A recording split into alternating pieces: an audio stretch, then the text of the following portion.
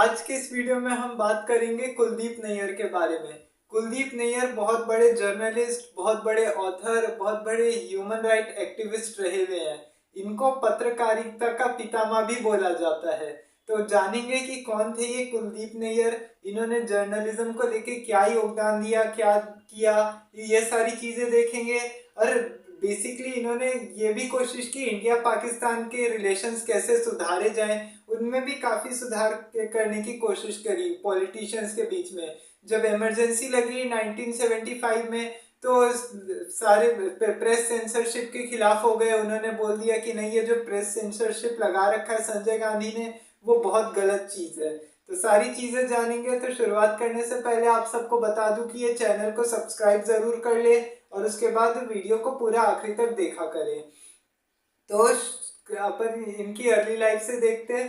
कुलदीप नैयर का जो जन्म था वो 14 अगस्त सन 1923 को पंजाब के सियालकोट में हुआ था, पाकिस्तान के पंजाब प्रांत के सियालकोट में। खैर उस समय तो पाकिस्तान नहीं था, पार्टीशन हुआ नहीं था इंडिया का। तो उस समय तो सब एक ही था, नॉर्थ पंजाब प्रोविंस जितना भी था एक तरह से बहुत बड़ा ही था, सब कुछ इंडिया में था। तो ये इनके सियालकोट में हुआ था पंजाब के। शुरुआती पढ़ाई इनकी वहीं पर ही हुई। उन्होंने काफी काफी स्ट्रगल भरा जीवन रहा है उनका, काफी ज्यादा स्ट्रगल करना पड़ा था इनको। ये जब आगे इनको जब काफी पढ़े लिखे तो थे, लेकिन इनको नौकरी करना अच्छा नहीं लगता था कोई चीज की। इनको नौकरी करना अच्छा नहीं लगता था, बुक्स पढ़ने का ज्यादा शौक रहता था। फिर और भी जैसे राइटिंग का शौक था, फिर जैसे न्यूज वगैरह देखते थे ये, और उनमें काफी रुचि थी इन सब में। तब इसकी वजह से क्या हुआ था, जब ये स्कूल में पढ़ाई कर रहे थे तो जब इनके पास पैसे नहीं होते थे, स्कॉलरशिप भी इतनी नहीं मिलती थी, तो ये बेसिकली है ना स्कूलों में कई जगहों पे इन्होंने काम वाम किया हुआ है। किसी के यहाँ बर्तन धोए हुए हैं, कभी खाना वाना बनाया हुआ है किसी का। तो ऐसे बहुत सारी चीजें करके इन्होंने मेहनत करके जो उसी से पैसे कमाए और उसी से ही पढ़ाई की थी। अब देखिए फिर उसके बाद क्या हुआ कि अब देखिए उसके बाद क्या हुआ, जब ये बड़े हुए तो बड़े होने के बाद जब इन्होंने 12th पास किया तो उसके बाद क्या हुआ कि इनको जब चाहिए था जर्नलिज्म में, उनको एक इंसान ने उनसे पूछा था कि आप इतना पढ़े लिखे हैं, आप दिन भर करते क्या है, नौकरी वोकरी क्यों नहीं करते। तो उन्होंने बोला कि नहीं, मुझे नौकरी करने का तो ज्यादा शौक नहीं है, मेरे को जैसे पत्रकारिता करने का ज्यादा शौक है, रिपोर्टिंग करने का बहुत ज्यादा शौक है। तो उन्होंने फिर इस बारे में बताया कि उन्होंने बोला कि ठीक है। तो फिर उसके बाद क्या हुआ कि जैसी ये सारी चीजें हुई, फिर 12th के बाद जब ये इनको पढ़ाई करनी थी आगे मास मीडिया में करना था, तो मास मीडिया में करने के लिए तो देखिए डिग्री होनी चाहिए। तो उस समय क्या हुआ था कि डिग्री लेने के लिए ये फिर यहाँ से गए इंग्लैंड। इंग्लैंड गए, इंग्लैंड से इन्होंने बीए किया, बीए बीए फिर एमए, और उसके बाद कई सारी डिग्रियां प्राप्त की। और फिर उसके बाद भारत लौटे ये, भारत लौटे। भारत लौटने के बाद क्या हुआ कि जब ये भारत लौटने लौटने के बाद फिर क्या हुआ कि उस समय भारत पाकिस्तान का बंटवारा हो गया था। देखिए अब उस समय क्या हुआ था कि भारत पाकिस्तान धीरे धीरे सब चल ही रहा था ना वहाँ पे। सेकेंड वर्ल्ड वॉर शुरू हो गया, फिर उसके बाद काफी चीजें हो रही थी। अब उसके बाद क्रिप्स मिशन, साइमन का मिशन, क्रिप्स मिशन, फिर ये कैबिनेट मिशन प्लान, ये सब चल ही रहा था। और कांग्रेस और मुस्लिम लीग के बीच में ये सारी बात बहस भी चल रही थी कि दोनों के बीच में झगड़े होने चाहिए। झगड़े हो रहे थे कि बंटवारा होगा नहीं होगा, क्योंकि कांग्रेस एक तरह से सहमत थी, कांग्रेस सहमत नहीं थी कि देश का बंटवारा हो, कांग्रेस बिल्कुल नहीं चाहती थी। अब मुस्लिम लीग को चाहिए था कि देश का बंटवारा हो भारत पाकिस्तान का। दोनों में काफी उथल पुथल चल रही थी। तो इस समय भी क्या हुआ था, इनफैक्ट मोहम्मद अली जिन्ना ने इनसे दो सवाल पूछे थे, क्योंकि ये भी नहीं चाहते थे ना कि भारत पाकिस्तान का बंटवारा हो। तो इन्होंने क्या बोला जिन्ना से कि आप एक बात बताइए कि भारत पाकिस्तान का आप इस तरीके से बंटवारा तो कर रहे हैं, लेकिन क्या आप अगर जैसे फ्यूचर में अगर पाकिस्तान के साथ अगर कुछ होता है, मतलब भारत पे अगर कुछ होता है, तो आपको कोई, तो फिर आप उसमें हमारा साथ देंगे या। और दूसरा एक और सवाल ये पूछा कि अगर तीसरा दूसरा अगर उस समय अगर कोई और अगर चीज पे बंटवारा, कोई और चीज पे अगर मान लीजिए अगर तीसरा देश भी अटैक कर दिया अगर हमारे ऊपर, तो क्या आप उसमें हमारा सपोर्ट करेंगे। तो मोहम्मद अली जिन्ना ने इस पे जवाब दिया था कि हाँ, हम बिल्कुल सपोर्ट करेंगे। देखिए जहां लड़ाई की बात आएगी, आपके हमारे फौजी साथ में लड़ेंगे, एक दूसरे को के साथ कोई बुरा व्यवहार नहीं होगा। लेकिन देखिए आज ऐसा कुछ भी नहीं हुआ। भारत पाकिस्तान के बीच में जो बंटवारा हो रहा है वो तो हो ही रहा है, मतलब बंटवारा इन द सेंस कि मतलब जो भी दुश्मनी चलती है, एक दूसरे का दुश्मन तो मानती है, रिलेशन कभी सुधर नहीं पाते हैं। अभी क्या ही हो गया, उससे क्या ही हो रहा है उसके बाद, अब पता ही है आप लोग को अभी पहलगांव हमले के बाद। खैर वो अभी अलग टॉपिक है, भारत पाकिस्तान की बात नहीं हो रही है यहाँ पे अभी। तब देखिए उसके बाद क्या हुआ कि जब फिर इन्होंने, इनका काफी सबसे बड़ा रोल देखिए क्या था। फिर इन्होंने जब 1947 में जब भारत पाकिस्तान का बंटवारा हुआ, जब भारत आजाद हो गया, तो 14 अगस्त को और 15 अगस्त को भी इन्होंने ये दो काम शुरू किया था। एक तो ये जो पहले, जब आपको पता ही होगा पहलगांव हमले से पहले जो अटारी वाघा बॉर्डर पे इंडिया पाकिस्तान के बीच में परफॉर्म किया जाता था, जो इंडिया पाकिस्तान के सोल्जर्स के द्वारा जो सेरेमनी की जाती थी, वो इन्होंने चालू करवाई थी। फिर उसके बाद क्या हुआ था कि है ना, उस समय कई जगहों पे दंगे हो रहे थे। अब देखिए जब जहाँ पे जैसे दंगे हो रहे थे ना, तो उसके बाद क्या हुआ कि दंगों को वो रिपोर्ट नहीं करना चाहते थे। तो उनसे बोला गया कि देखिए दंगों का आप रिपोर्ट क्यों नहीं करना चाहते। तो उन्होंने बोला कि उनको ऐसा था कि नहीं, अगर ये दंगा, ये जो अगर रिपोर्टिंग करेंगे अगर इसकी और इसके बारे में अगर लोगों को अगर बता दिया, तो फिर इसके बाद क्या होगा कि लोगों को जब बता दिया तो फिर इससे काफी ज्यादा दंगे फसाद हो सकते हैं और लोगों के मन में हीन भावना आ सकती है एक तरीके से। तो इससे अच्छा है कि है ना, इन दंगों को रिपोर्टिंग नहीं करनी चाहिए इन दंगों पे। फिर उसके बाद क्या, लेकिन उनको बोला कि नहीं, आपको ऐसा है कि नहीं, रिपोर्टिंग तो करनी चाहिए लोगों को, मतलब एक पता होनी चाहिए अपन को, इस तरीके से रिपोर्ट करना चाहिए चीज़ों को। फिर उसके बाद क्या हुआ कि जैसी ये सारी चीज़ दंगों की रिपोर्टिंग करने की बात आई, फिर उसके बाद क्या हुआ कि जब 1948 में 30 जनवरी 1948 को जब महात्मा गांधी की हत्या हो गई, नाथूराम गोडसे ने गांधी जी की हत्या कर दी, उनको गोली मार दी थी। तो उस समय भी है ना, इनकी न्यूज इन्होंने ही लीक की थी, इन्होंने ही बताया कि गांधी जी की हत्या हुई है। हालांकि सरदार पटेल उस समय काफी ज्यादा सदमे में चले गए थे कि गांधी जी की हत्या हो गई थी। अब वो कुछ करना नहीं चाहते थे, वो इस्तीफा दे देना चाहते थे कि वो गांधी को नहीं बचा पाए। लेकिन जवाहरलाल नेहरू ने उनसे बोला कि नहीं, आप इस्तीफा मत दीजिए, बापू का बलिदान हमको व्यर्थ नहीं जाने देना, आगे अपन को देश को और बढ़ाना ही है। तो फिर इसके बाद क्या हुआ, रिपोर्टिंग की। अब जब उसके बाद क्या हुआ कि अब इन्होंने क्या किया, फिर जब जवाहरलाल नेहरू देश के प्राइम मिनिस्टर बने, तो इन्होंने कैबिनेट की सारी मीटिंग्स की है ना रिपोर्टिंग करनी शुरू कर दी थी। धीरे धीरे करके इन्होंने कैबिनेट की मीटिंग की रिपोर्ट्स देनी शुरू की, जो कैबिनेट में सीक्रेट मीटिंग्स होती है। अब उसके बाद क्या, वो सारी चीज़ों पे ये काफ़ी ज़्यादा देते थे। इनकी आत्मकथा भी इन्होंने एक लिखी है अपनी, बियॉन्ड द लाइन्स में इन्होंने अपने बारे में लिखा हुआ है काफ़ी, भारत के बारे में भी काफ़ी कुछ लिखा हुआ है। लाल बहादुर शास्त्री के बारे में भी लिखा हुआ है कि जब उनके साथ ताशकंद रह गए थे, अभी उसकी भी बात करेंगे। बियॉन्ड द लाइन्स इनकी आत्मकथा है, ऑटोबायोग्राफी। और इसके बाद इन्होंने 15 बुक्स भी लिखी है, जैसे martyr, the life and trial of Bhagat Singh, और भी इसके अलावा किताबें लिखी है उन्होंने। 15 बुक्स लिखी हुई है टोटल। तब उसके बाद क्या हुआ कि जैसे ये कई सारी रिपोर्टिंग करते थे, नेहरू जी से इनके काफी ज्यादा अच्छे रिलेशंस हुआ करते थे। नेहरू जी से काफी अच्छे रिश्ते होने की वजह से क्या हुआ कि इनको हर जगह भेजा जाता था बाहर भी, कि ये कहीं पे भी अगर रिपोर्टिंग करनी है तो उसके बारे में ये बताते थे लोगों को कि कैसे रिपोर्टिंग करना है। अगर किसी को अगर रिपोर्टिंग नहीं करना आता था तो उस बारे में, या कहीं अगर कोई लीडर बाहर से आ रहे हैं इंडिया के, तो उसके बारे में, मतलब वो उसके बारे में लोगों को जानकारी देना कि मीटिंग में क्या हुआ, क्या बातचीत हुई, वो सब इन्होंने ही सब शुरुआत की। अब आता है फिर उसके बाद 1964 आते आते क्या हुआ कि इनकी डेथ हो गई, मतलब नेहरू की डेथ हो गई। नेहरू की जब डेथ हुई तो उसके बाद क्या हुआ कि जब प्रधानमंत्री नेहरू की मौत होने के बाद क्या हुआ कि उसके बाद लाल बहादुर शास्त्री बनाए गए देश के दूसरे प्रधानमंत्री। पहले Gulzari Lal Nanda caretaker prime minister बने 13 दिन के लिए, फिर उसके बाद ये बने लाल बहादुर शास्त्री दूसरे प्राइम मिनिस्टर बने। अब देखिए जब उस समय तो क्या हुआ था ना, देखिए मुरारजी देसाई है ना सबसे ज्यादा लालची थे। उनको था कि नहीं, मुरारजी देसाई को ऐसे था कि मुझे प्रधानमंत्री बनाओ, मैं देश को सबसे आगे लेके जाऊंगा। तब उसके बाद क्या हुआ कि अब ऐसा बोला जाता है, कुछ लोगों का तो ये भी कहना है कि शास्त्री जी को प्रधानमंत्री बनाने में भी कुलदीप नैयर का ही हाथ था। हालांकि ऐसा कुछ भी नहीं है, कुछ लोगों का बस ऐसा मानना है, लेकिन ऐसा कोई बात है नहीं है सच। देखिए, कामराज प्लान आया था उस समय, यहाँ पे आपको पता ही है। कामराज प्लान के हिसाब से जो डिसाइड हुआ था कि किसको प्राइम मिनिस्टर बनाया जाएगा, इसमें दो लोगों का नाम आया था, इंदिरा गांधी और एक लाल बहादुर शास्त्री। बीच में मुरारजी देसाई का नाम हुआ था, लेकिन मुरारजी देसाई को इसमें से हटा दिया गया था। वो सिंडिकेट, उनका कांग्रेस का अलग ग्रुप हुआ करता था, तो इसलिए इनको हटा दिया गया था, मुरारजी देसाई को, इस लिस्ट में से। तो इंदिरा गांधी को छोड़ के कामराज किसी और को बनाना चाहते थे। तो उस समय क्या हुआ कि उन्होंने लाल बहादुर शास्त्री को ही प्राइम मिनिस्टर बना दिया। लाल बहादुर शास्त्री को इन्होंने प्राइम मिनिस्टर बना दिया। फिर उसके बाद क्या हुआ कि अब जैसे इधर लाल बहादुर शास्त्री प्राइम मिनिस्टर बने, तो इनके प्रेस सलाहकार बनाए गए कुलदीप नैयर।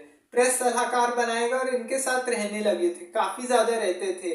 इनके जब प्रधानमंत्री रहते टाइम पे इन्होंने क्या क्या कर रहे हैं, ये सारी चीजें देखते थे। हर जगह इनके ऑफिस में क्या काम चल रहा है, क्या हो रहा है, सब चीजें ये देखा करते थे, उसमें रिपोर्टिंग किया करते थे। इनको शास्त्री जी काफी सबसे ज्यादा हेल्प किया करते थे कि नहीं, ऐसे नहीं, ऐसे बताइए लोगों को इस बारे में। इवन 1966 में भी जब शास्त्री जी ताशकंद गए थे ना बात करने के लिए, तो उस समय भी ये साथ में गए थे इनके प्रेस एडवाइजर होने के नाते, कि ताशकंद में जो कुछ भी हो रहा है सारी चीजें इनको रिकवर किया जाए। तो इवन इनका ताशकंद और इनके इसके बारे में उन्होंने अपनी आत्मकथा बियॉन्ड द लाइन्स में भी इसका जिक्र किया है कि वो ताशकंद गए थे लाल बहादुर शास्त्री के साथ, तो उन्होंने क्या क्या किया था उस बारे में काफी सारी रिपोर्टिंग्स की थी। तो उन्होंने जब वो ताशकंद गए थे, तो वहां पे उसके बाद क्या हुआ, जब समझौता हुआ था ना, उन्होंने सारी चीजें देखी थी कि है ना क्या हो रहा है, क्या बातचीत चली है अभी तक 10 दिन में। शास्त्री जी है ना लाहौर और हाजी पीर और टिथवाल के इलाकों को नहीं देना चाह रहे हैं। तो वो इस बात से शास्त्री जी काफी परेशान थे। उन्होंने सारी चीज देखी थी। और उन्होंने ये भी उन्होंने सपने में, उनको एक सपना भी आया था, वो ऐसा बताते हैं कि शास्त्री जी की मौत हो गई है एक दिन पहले, जिस रात वो सो रहे थे दूसरे रूम में, और दूसरे दिन पता चला कि सही में ऐसा हो गया कि शास्त्री जी की डेथ हो गई। तो शास्त्री जी की डेथ हो गई। ताशकंद फाइल्स में इसका काफी ज्यादा जिक्र किया गया। इनकी जो वाइफ है ललिता शास्त्री, इन्होंने भी बताया था शास्त्री का शरीर नीला क्यों पड़ गया था, इनसे काफी सारे सवाल पूछे गए थे। तो इन्होंने इन सब का बियॉन्ड द लाइन्स में जिक्र किया गया, बियॉन्ड द लाइन्स में, जिनकी आत्मकथा है। अब शास्त्री जी की डेथ हो गई। शास्त्री जी के बाद आती है इंदिरा गांधी। इंदिरा गांधी जैसी इधर प्राइम मिनिस्टर बनती है, इंदिरा गांधी ने जब जैसी यहाँ पे प्राइम मिनिस्टर बनी, तो इनसे थोड़े रिलेशन खराब होते गए। क्यों? इंदिरा गांधी तो एकदम अपनी एक तरह से डिक्टेटरशिप ही चलाती थी। उसका तो ऐसे था कि इंदिरा गांधी का ऐसा था कि वो किसी से भी कुछ भी फैसले बिना पूछे ले लेती थी। जैसे कांग्रेस में अगर कोई चाहता था कि है ना इलेक्शन कराया जाए, तो इलेक्शन कांग्रेस में जब राष्ट्रपति चुनाव की बात आई, तो उन्होंने संजीवा रेड्डी की जगह है ना वीवी गिरी को काट दिया, वीवी गिरी को ले आई और है ना उन्हीं को जितवाया उन्होंने। फिर बैंकों के राष्ट्रीयकरण, तो इंदिरा गांधी के खिलाफ भी ये काफी ज्यादा लिखने लगे थे। अच्छी चीजें भी बताते थे, ऐसी बात नहीं है, लेकिन बहुत सारे फिर उसके बाद क्या हुआ, धीरे धीरे करके ये पॉलिटिशियंस की नजर में आ गए। अब जैसे ये पॉलिटिशियंस की नजर में आया, तो उसके बाद क्या हुआ कि लोगों को लगने लगा कि यार ऐसे तो चलेगा नहीं, इसका कुछ ना कुछ तो देखो करना ही पड़ेगा, ऐसे तो काम चलने वाला नहीं है। तो फिर इसकी वजह से क्या हुआ कि जब लोगों ने तो मना कर दिया कि ऐसे तो होगा नहीं, तो फिर इनके ऊपर काफी इंक्वायरी बिठाने लग गए। तो फिर उन्होंने हालांकि कोर्ट ने इनको सारे आरोपों से बरी कर दिया, और तब तक ये रिपोर्टिंग कर ही रहे थे। अब जैसे यहाँ पे भी ये रिपोर्टिंग इतना कुछ चल ही रहा था, बीच में करते करते क्या हुआ, प्रभा साक्षी जैसे भी काफी सारे न्यूज़पेपर के लिए उन्होंने काफी बड़ा योगदान दिया है। प्रभा साक्षी, द गार्जियन और भी जो बड़े बड़े न्यूज़पेपर्स हैं, इन सब में भी इनका काफी बड़ा रोल रहा है कुलदीप नैयर का। तब उसके बाद क्या हुआ कि फिर देश में लग जाती है इमरजेंसी जब इधर लगी, यहाँ पे तो Sanjay Gandhi full on active हो गए। एक तरह से इतने ज्यादा एक्टिव हो गए, सारे प्रेस सेंसरशिप लगा दिया गया सब जगह, न्यूज़पेपर नहीं चलेगा, सरकार जो बोलेगी वही छापा जाएगा, सब चीजों पे किया जाएगा। तो इन्होंने क्या किया था ना, एक डॉक्यूमेंट लेके आए थे और ये 103 लोगों को इसमें बोला था कि लो इस पे साइन करो, और बोलो एकदम सीधा सीधा साइन करके सीधा सीधा ये आदेश दो कि ये मतलब उनको ये वो दे दो, अल्टीमेटम दे दो कि हम कुछ भी करके आपके आपके ऊपर आपके इसमें झुकेंगे तो नहीं, आपके कहने पे, इंदिरा गांधी के कहने पे तो नहीं झुकेंगे। अब उसके बाद क्या हुआ कि जैसी ये सारी चीजें हुई तो फिर अब उसके बाद क्या हुआ कि फिर जब ये सब हुआ तो बाद में इनको संजय गांधी की तरफ से कॉल भी आया। इनको एक और जो उस समय के पीटीआई और एनआई के लिए इन्होंने काफी ज्यादा काम किया। आपको ये भी बता दूं मैं ये सारी चीजें कि पीटीआई के लिए इन्होंने काम किया सबसे ज्यादा। फिर उसके बाद उसके बाद क्या हुआ कि जब ये सारी चीजें हो रही थी तो फिर धीरे धीरे करके फिर एक दिन है ना उनके कोई वहां से कॉल आया उनको कि देखिए आप ये क्या कर रहे हैं, देखिए ये बात समझिए, संजय गांधी का जमाना रहा है अभी, ये ऐसे नहीं चलने वाला कि है ना आपने बोल दिया कि न्यूज़पेपर बंद करो, कि न्यूज़पेपर के खिलाफ हम नहीं झुकेंगे तो उससे हो जाएगा, ऐसे तो होने वाला नहीं है। तो इससे अच्छा है कि आपको जो बोला जा रहा है आप उसी पे फोकस करो सबसे ज्यादा। लेकिन इन्होंने मना कर दिया कि नहीं, कुछ भी करके तो मैं झुकने वाला हूं नहीं यहाँ पे। फिर उसके बाद क्या हुआ कि इन्होंने मना कर दिया। तो फिर अब इसके बाद क्या हुआ, फिर धीरे धीरे अब इनको समझ में आ गया कि इनको जेल तो होगी ही होगी, इनको भी पता था कि एक न एक दिन तो जेल होनी ही वाली है। तब उसके बाद क्या हुआ कि जब इनके जेल जाने की बात आई तो फिर उसके बाद क्या हुआ कि इन्होंने फिर उसके एक दिन पहले इनको बता दिया गया कि है ना कल आपके घर में छापामारी की जाएगी, तो जो भी अगर आपका कोई जरूरी सामान है सब हटा लीजिएगा। तो उसके बाद क्या हुआ कि ठीक है, वो और जो इनको अरेस्ट करने के लिए जो पुलिस वाला ऑफिसर आया था ना वो इनको जानता था। इन्होंने आके बताया कि सर मैं आपको काफी अच्छे से जानता हूँ, मैं आपको फॉलो भी करता हूँ, आपकी काफी सारी रिपोर्टिंग्स को, जो भी आप रिपोर्ट करते हैं, जो भी आप न्यूज़पेपर लिखते हैं, पेपर्स पब्लिश करते हैं, बड़े बड़े सारी चीजों को पब्लिश करता हूँ। अगर मेरा बस चले मैं तो आपको 5 स्टार होटल में ठहरा दूं, लेकिन ऐसा कोई मेरे को ऑर्डर नहीं आया, लेकिन सरकार के ऑर्डर माने पड़ेंगे। उन्होंने बोला कोई बात नहीं, अगर आपको ऐसे ऑर्डर आए हुए हैं तो ठीक है। तो फिर उसके बाद क्या हुआ कि उनको जेल में लेके जेल में डाल दिया गया कि मुकदमा चला के। उसके बाद क्या हुआ कि 3-4 महीने बाद क्या हुआ कि जब इंदिरा गांधी जब उनकी वाइफ है ना गई सुप्रीम कोर्ट में है ना जमानत दिलवा के इनको छुड़वाया गया।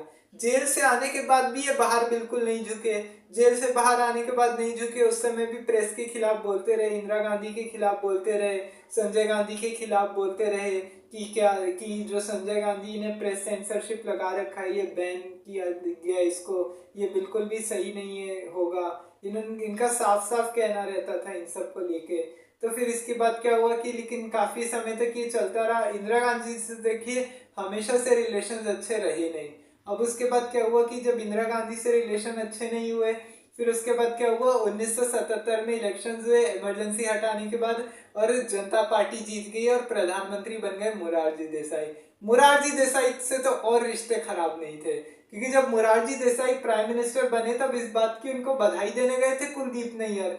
तो कुलदीप नैयर ने बोला कि कुलदीप नैयर को मोरारजी देसाई ने पता है क्या बोला, बोले यार अगर तुम एक बात बताओ, उस समय अगर 1964 में ही अगर मेरा काम कर देते पहले ही तो मैं कब का प्रधानमंत्री बन जाता, इतना बड़ा इतना वो तो होता नहीं कि है ना ठीक है मेरे को अभी जेल में रहना पड़ता। ये वाली बात थी। मतलब मोरारजी देसाई ऐसे अच्छे प्राइम मिनिस्टर थे, उन्होंने काफी चीजें की, काफी अच्छे अच्छे रिफॉर्म्स भी लाए देश में, ऐसी बात नहीं है। पाकिस्तान चीन इन सब से रिलेशन सुधारने की काफी ज्यादा कोशिशें की, लेकिन एक तरह से वो उनको वो नहीं था, क्या बोलते, लोगों के हित का इतना नहीं सोच पाते थे, वो इतना नहीं कर पाते थे। अब लेकिन जब जनता पार्टी बनी तो उसके बाद क्या हुआ कि उस समय भी फॉरेन मिनिस्टर अटल बिहारी वाजपेयी थे, तो ये अटल बिहारी वाजपेयी से काफी ज्यादा क्लोज हो गए थे, अटल बिहारी वाजपेयी के अच्छे दोस्त बन गए थे। तो अटल जी को है ना विदेशों में जब ये अटल जी कोई काम से उस समय विदेशों में जाते थे ना, तब उनको बताते थे कि आपको किसी से कैसे बात करनी चाहिए, मतलब यहाँ पे ये अच्छा होगा, आप इस डिप्लोमेट को लेके जाइए, इनके साथ ऐसे नहीं ऐसे रिलेशन रखना चाहिए। तो अटल जी इनकी काफी बात मानते भी थे, क्योंकि ये सही एडवाइस देते थे, कभी किसी को कोई गलत एडवाइस नहीं देते थे। अब उसके बाद क्या हुआ कि देखिए अब जैसी ये सारी चीजें हुई और ये अपना रिपोर्टिंग करते ही रहते थे, न्यूज वगैरह छापते थे, सब अपना इनका काम चल ही रहा था कि अब 1998 का वो टाइम आ गया कि जब अटल जी की 13 महीने की सरकार बनी। जब इधर अटल बिहारी वाजपेयी की 13 महीने की सरकार बनी तो उस समय क्या हुआ कि इंडिया में न्यूक्लियर टेस्ट हुए, फिर उसके बाद Delhi Lahore bus service launch की गई थी ना, तो दिल्ली वाघा जब यहाँ पे सर्विस लॉन्च की गई थी, अटल बिहारी वाजपेयी लेके जा रहे थे काफी सारे पॉलिटिशियंस को।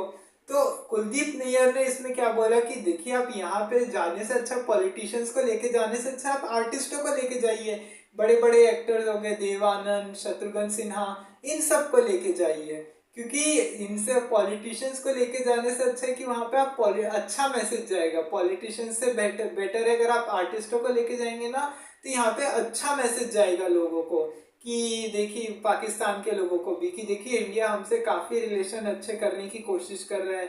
वहां पे जब बस लेके गए वहां पे समझौता किया गया, लेकिन उसमें भी देखिए कोई फायदा हुआ नहीं, क्योंकि उसके बाद भी पता ही है आप लोग को, कारगिल वॉर छिड़ गया उसके बाद।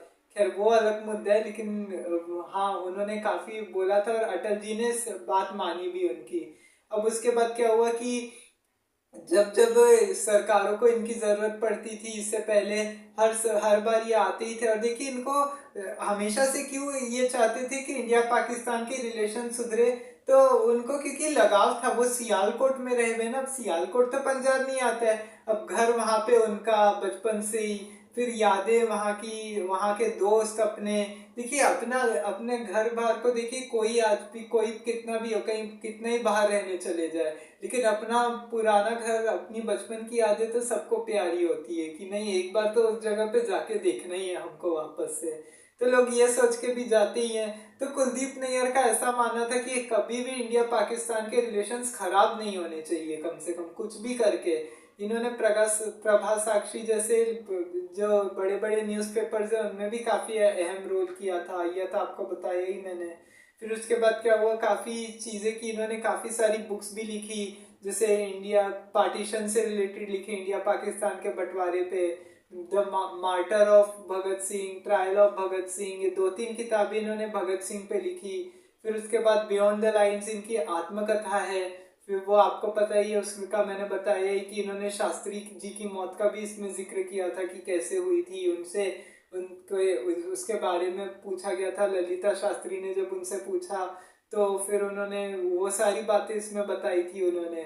तो ऐसे करके काफ़ी कुछ लिखा था, काफ़ी अच्छे अच्छे बड़े बड़े न्यूज़पेपर्स पब्लिश किए थे, काफ़ी रिपोर्टिंग अच्छी खासी की थी।